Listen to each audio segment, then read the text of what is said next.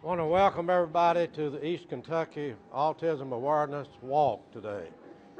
The biggest breakthrough in this disease happened about a month and a half ago when the federal government released their report on autism of 2012. And that report said 1 out of 88 children was affected by this disease in America. So we had been doing this, and I commend my staff, I commend the city. You can tell how much this community cares. We all come together with all these sponsors. Thank these sponsors today. Look on the back of somebody else's shirt and see who's participating in this. You can't get nothing done by yourself in life. You need a helpmate. You need somebody in your family. You need your church. You need somebody to make it in life. Same with this disease. This county and this city and this community cares about the children, and what an opportunity that we have to make people aware of autism. Folks, we know from the statistics and what we've read that if a child as early as 2 years of age, if they can get the diagnosis and have the loving care of a parent and the attention of a parent and the therapy that's needed. And then we have people in our legislature like Senator Jones, Leslie Combs, and W. Keith Hall, who have filed legislation in Frankfort in the General Assembly. And really, Leslie, the word wasn't out and we didn't get what we wanted. But I say, with these statistics that's been released from Atlanta, that now that Kentucky can be a leader in regard to this disease. And we're glad that we're blessed that we got our representatives and senators who care and who have already dedicated themselves to help in regard to autism. But we have with us Judge Darrell Mullins. I think Barry Cheney is here, Lonnie Osborne, the PVA standing back there, others. But the sponsors of this is, and look at the city of Pikeville and Pike County Tourism, Pikeville Tourism. Everybody's involved. And that's when you get something done. You have to partnership in life, and you have to partnership in the community to get something done. So that is what we're here today for. And we're glad that to have people from these other counties, from Letcher, Floyd, Martin, Johnson, Knott, and all these counties that comes out for this walk, so that we can let people know that they are an answer to this disease and a loving answer for this disease. And it's the attention that these children need. The statistics tell me that if this happened, that most children can get 90 to 95% and be a productive child, be a parent, and produce in the economic situation in their family in the future years. So it's worthwhile for us to be here today, all of us to be here today.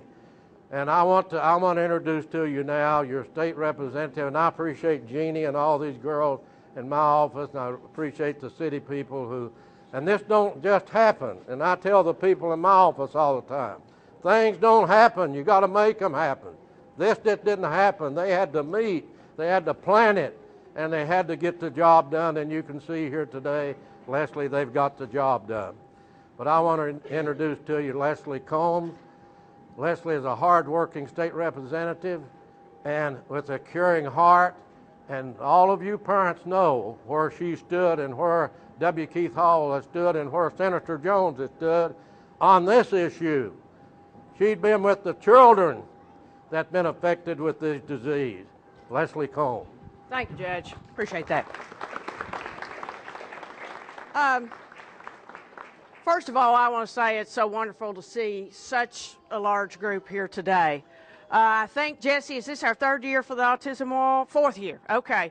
And maybe it's because we're indoors, but you know, when we've had it outside, we've had several people, but today here inside, it looks like we have a great crowd, and I'm glad to see all of you all here on behalf of this issue. It's just like Judge Rutherford said. it takes a family to support a family member who has autism. Every time I've stood before this group every year, I've talked about having a family member who has suffered from autism. I have family members who have had to raise a child with autism.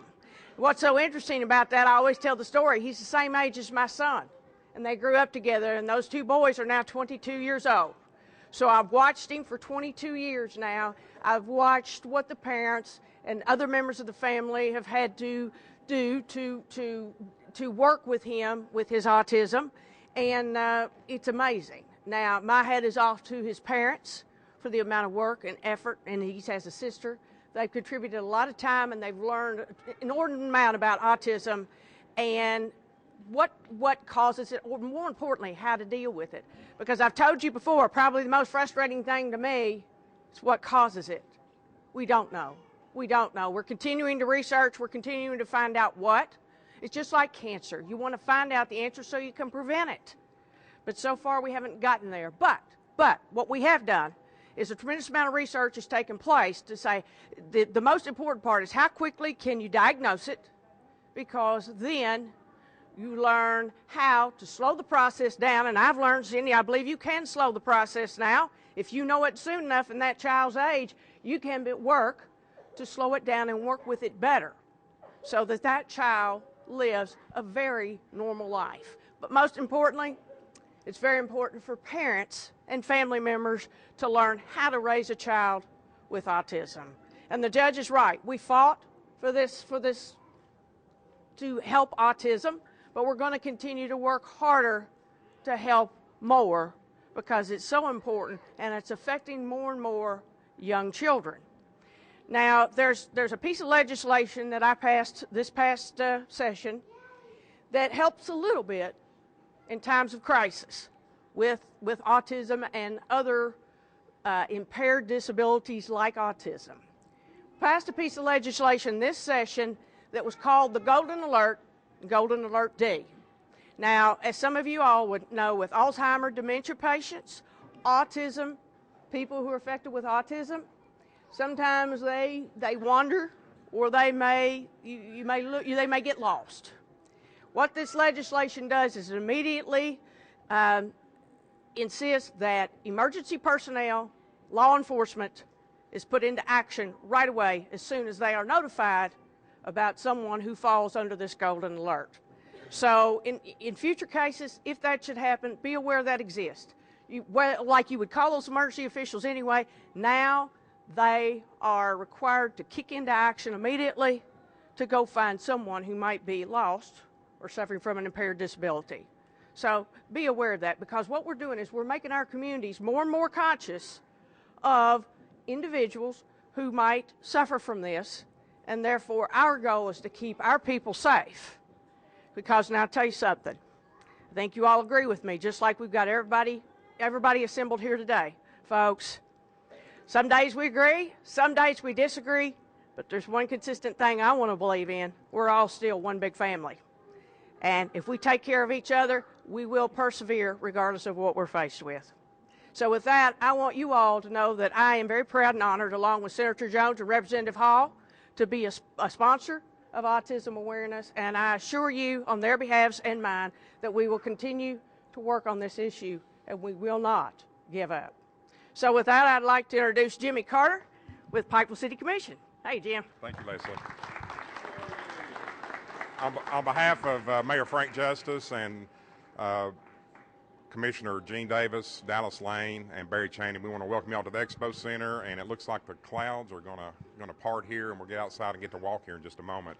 But like the judge and Representative Combs says, you know, we've got a long way, come a long ways. We've got a long ways to go with this, and with rallies like this and the weather we've had today. I look around here, Judge, and it's amazing how many people are out today. So before we get started. And once we get started, we'll start on Main Street and walk down Pike and back up 2nd and come back here for lunch. But I'd like to introduce Judge Mullins if he'd like to say a word. Thank you, Jamie. I have participated in these walks before, and as Leslie said and all the other speakers, These affect families. These affect our children. Anytime you're walking and helping families and children, you're helping your community. The way Judge Friend and I in district court come into contact with children with autism is when they become 18 years of age and they're in certain situations they're not able to take care of themselves, they're not able to take care of their financial affairs, or maybe even sometimes some of their daily needs. So the court intervenes and appoints a parent as a guardian. So we see these cases in court too. The more awareness we have, the more we seek education. The more education we have, the more we understand. The more we understand, the better our community gets. So I just want to thank you all for being here, and it's good to be a part of it. My wife and I are here, and we'll be here in the future again. Thank you very much. Thank you, Judge. At this time, let's all line up behind the banner, and we'll start out, go around Main, down Second, back up Huffman, and back here for lunch. So have a good walk. Thank you.